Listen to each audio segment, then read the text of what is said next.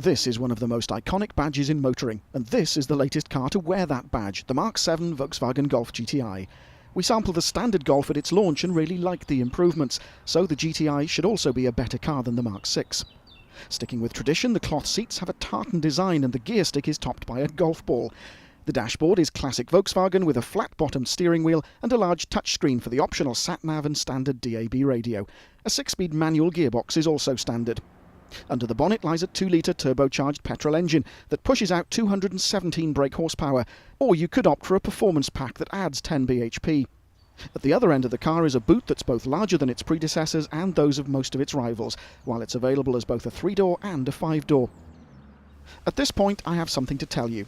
I've owned no fewer than 3 Golf GTIs over the years, 2 of the original 1.6-litre Mark 1s and one of the earliest 16-valve Mark 2s. Whether that means I'm biased or the perfect person to test the new car is open to debate, but I love the design nods to the early cars and I particularly like the way the Mark 7 drove. In completely standard trim it performs, rides and handles really nicely, but opting for that performance pack I mentioned also adds a limited slip differential and bigger brakes. The diff means you can really push the car into corners and it'll power through them, although I couldn't help wondering if it was actually worth nearly £1,000. Similarly, you can specify adaptive chassis control and a DSG automatic, but personally I'd save my money and keep it as standard as possible. Criticisms of previous Golf GTIs have included weight and the way they drove. Not this one. It might be larger than the Mark 6, but it's also lighter. Its suspension is 15mm lower than that of a standard Golf, while it also gets progressive steering that senses how much the driver has turned the wheel.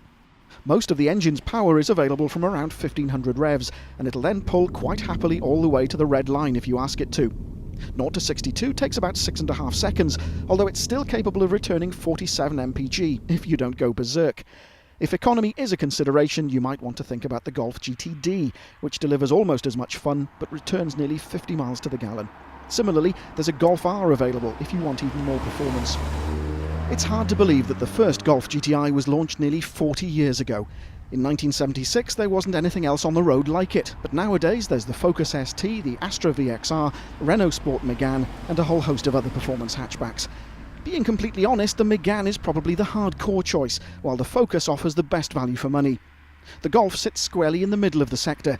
It's not the quickest nor the cheapest, but it delivers more than enough performance to make it fun, while it'll hang on to its value far better than any of its rivals.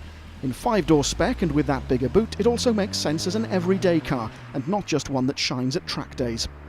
I might have history as an owner, but I have been critical of some previous Golf GTI models. The Mark 7, however, restakes VW's place as the daddy of the hot hatchback.